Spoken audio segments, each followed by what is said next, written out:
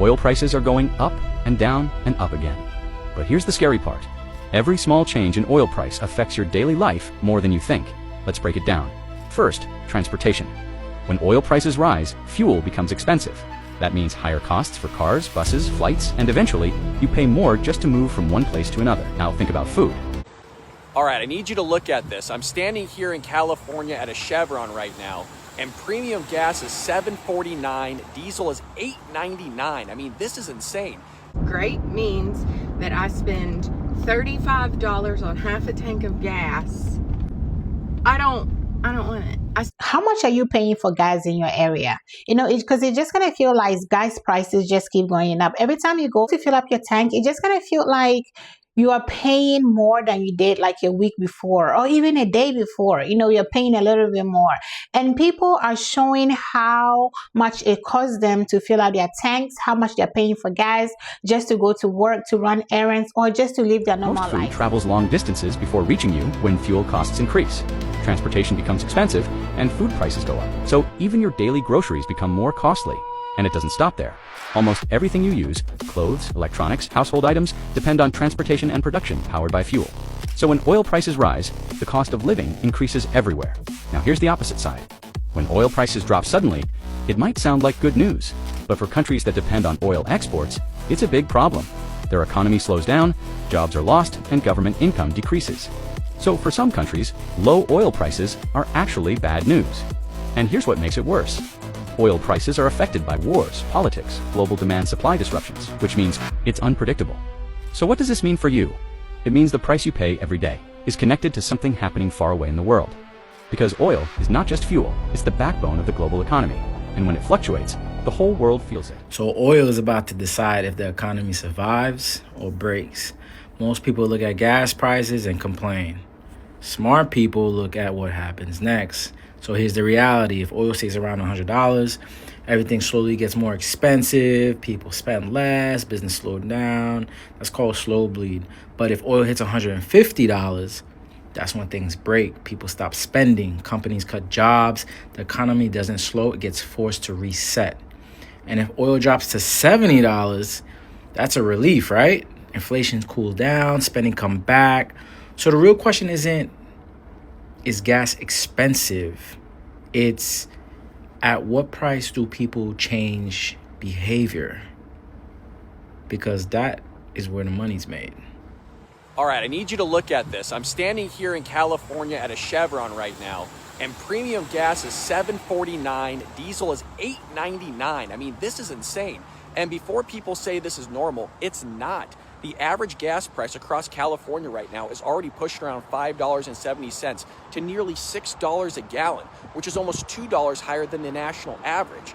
And in some places, like here, it's way higher. I mean, we're talking $7, $8, even close to $9 at certain stations. So what's going on? Well, part of it is global the tensions in places like Iran pushing oil prices up with trickles down to gas prices. But California also has its own issues. Higher gas taxes, stricter environmental regulations, and limited refinery capacity all drives up prices up even more, like we're seeing here.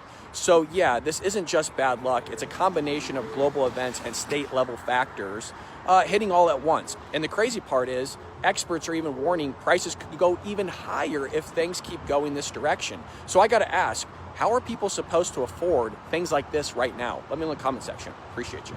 Great means that I spend $35 on half a tank of gas. I don't want it. I spent $43 on a full tank of gas in December, and it is 4 months later, and I just spent $34 on half a tank at Sam's Club, at a place where I pay for lower gas prices. This is not Sam's Club slander. It's not Sam's Club's fault, although probably it is. Actually, they support, I'm sure. But we don't have a Costco, like, close enough that it makes sense for me to get a Costco membership. So,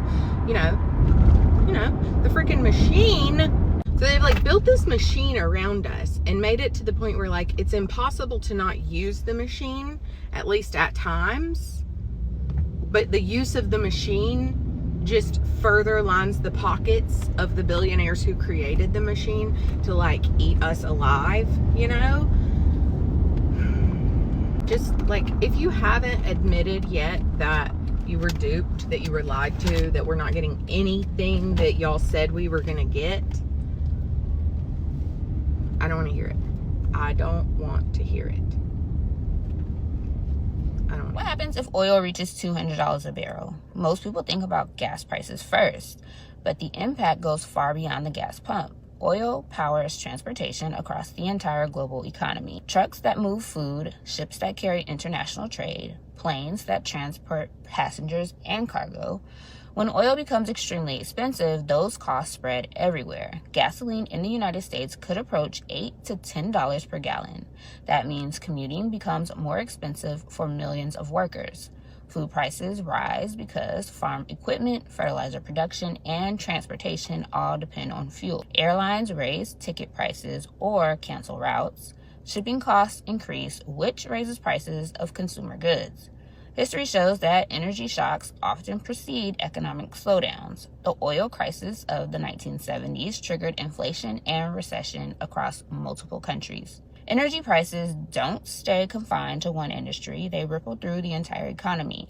When oil rises that dramatically, the consequences reach households, businesses, and governments at the same time. This is your sign to start working on your small business or your secondary income, because with oil prices going up so high, the cost of everything is going to go up, and it's going to squeeze your profits and your income significantly, because everything's going to go up, your overhead's going to increase. So it's okay, but what you need to get a second source of income. So what I recommend is either learn a skill that you don't have right now, go back to school, or even better, start your small business that's going to get you a second source of income, because companies also going to get squeezed, so they're going to start laying off because the overhead is growing and the profits are decreasing. So I think what I would do right now is really look into how you could turn your hobby into a small business. That's really the best. For example, if you work as a secretary but you love dogs, start a dog training business. Or you could do like if you're a nurse, you could go back to school to be a nurse practitioner and you significantly increase your income. I don't know what it is because I don't know you, but I would work on it right now, because I think the cost of living is going to increase, which you can't change. So don't complain about it, do something about it. So this is your sign to start working on that. Okay, so I just went to go get gas and nearly shit myself because it was $4.19 a gallon. And that made me wonder what it's like for everyone else around the country. So drop a comment and tell me how much gas prices are in your area. This is why people are just frustrated, because gas isn't just another bill. It affects everything: getting to work, groceries, running errands, delivery. Once gas prices goes up, everything else usually follows. Everything else goes up. Now we are seeing the prices of groceries and everything else. So it's not just about filling your tank. It's about how expensive life gets, how expensive everything else gets around you. Everything from food to delivery to just by going to work. You know what I mean? Like, everything else gets expensive once gas prices are expensive. Hopefully everything can come down and gas prices can go back to normal. Like, we are heading, now that summer is almost here, people are planning vacations, road trips, and everything else. With how much gas prices are right now, I don't know how people are going to do it. Even if you do decide to fly, plane tickets are also expensive. So like I said before, once gas prices goes up, everything else usually follows. Even if you do decide not to drive and you do decide to fly,